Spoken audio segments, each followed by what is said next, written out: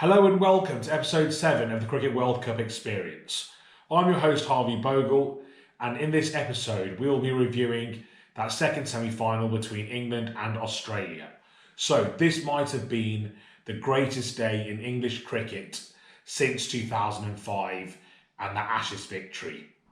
It was a one-sided 8-wicket thrashing of Australia. Fortress Edgbaston was rocking.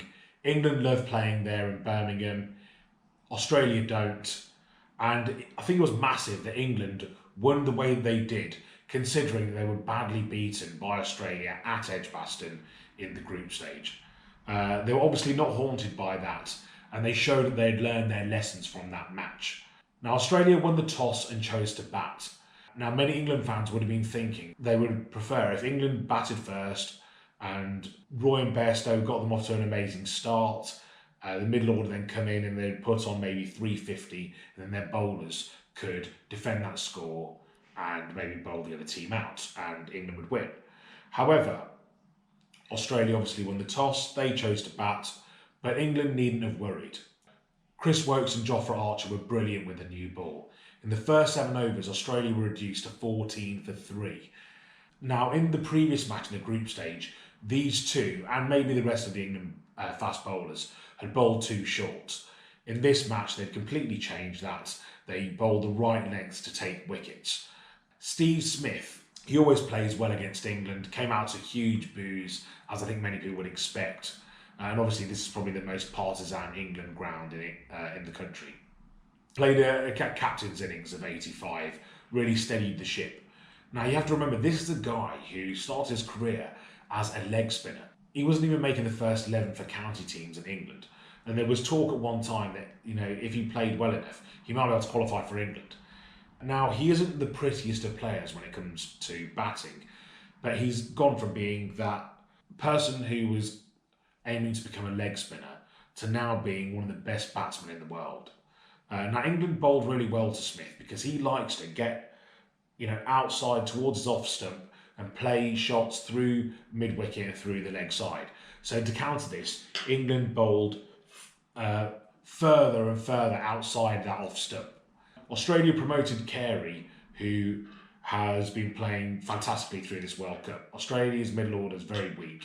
He has effectively been their get out of jail free card. So he was promoted in the order. He and Smith put on a brilliant century partnership, which really revived Australia's innings and gave them some sort of a chance. Now, it was a brave knock because he was hit on the head by a bouncer from Archer, which actually knocked his helmet off. He then had a huge gash on his chin, and the plaster wasn't enough to kind of keep that intact, so he had to have a huge bandage which went around his head. But he still played fearless cricket, played a brilliant innings. But yes, like I said, apart from him, the Australian middle order has been weak. But with Smith and Carey contributing in that way, it kind of propelled Australia's total towards 223, which is what they finished on. But they were bowled out with 1 over to spare in 49 overs. Rashid had his best performance of the competition. He had not been playing that well previously. He had been attracting a lot of criticism. But he picked up vital wickets here in the middle overs, and he used his variations very well, especially the googly. Woakes was man of the match with 3 for 20, and rightly so, because it was the bowling performance that set up the victory for England. He bowled very well in this match, and I think he's proving that he's one of the most underrated bowlers in the world. Many people say at the start of the World Cup that Jofra Archer's selection was going to, upset the balance of the team. Well, he's proved that it was definitely right to choose him. You have to choose your best players. He's been thoroughly impressive. If he has looked a bit flat or not that impressive, he's then bounced back with a brilliant performance. He's cheered by the raucous Edgbaston crowd. He's really becoming a fan favourite now.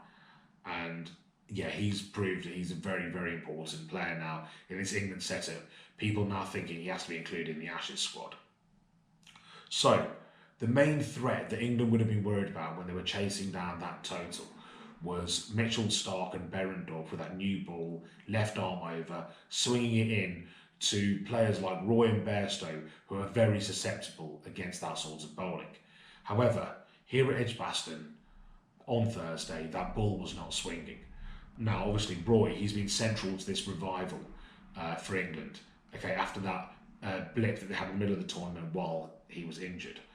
He allows Bairstow to play better and play more freely. Now, like we said, they had the threats from Stark and from Berendorf and the other Australian pace bowlers. So they played a much more measured innings than they would usually play, rather than just going gung-ho from the start. They still put the bad ball away though. So they made 124 for that first wicket partnership. Roy made 85.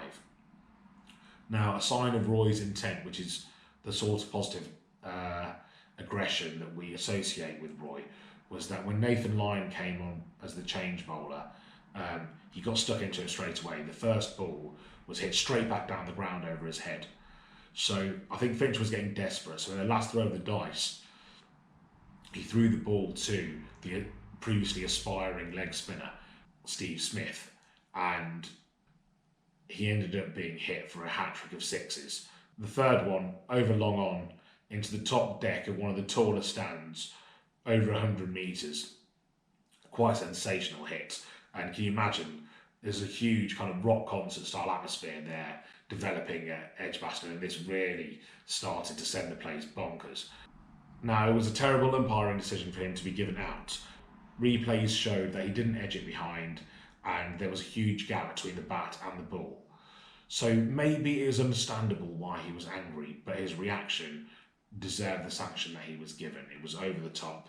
He was fined 30% of the match fee, and he was given 2 demerit points.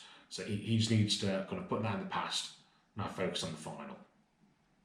Joe Root and Owen Morgan, they took England to their target with 17 overs and 5 balls to spare. In those final overs, as they were approaching that target, it really was one massive party in Edgbaston.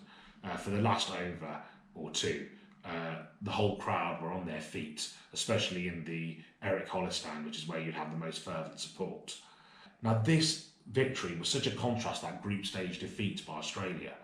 After that match, they were on the brink of being eliminated, but since then they've now beaten the other 3 in the top 4 of the tournament: India, New Zealand, and now Australia. This has to be their best performance. Now, they go into the final on Sunday, which obviously they would love to have been at Edgbaston, but it's going to be at Lord's. We will preview that final in the next episode. So hope you enjoyed this episode. Hope to see you next time for episode 9 for our preview of the final.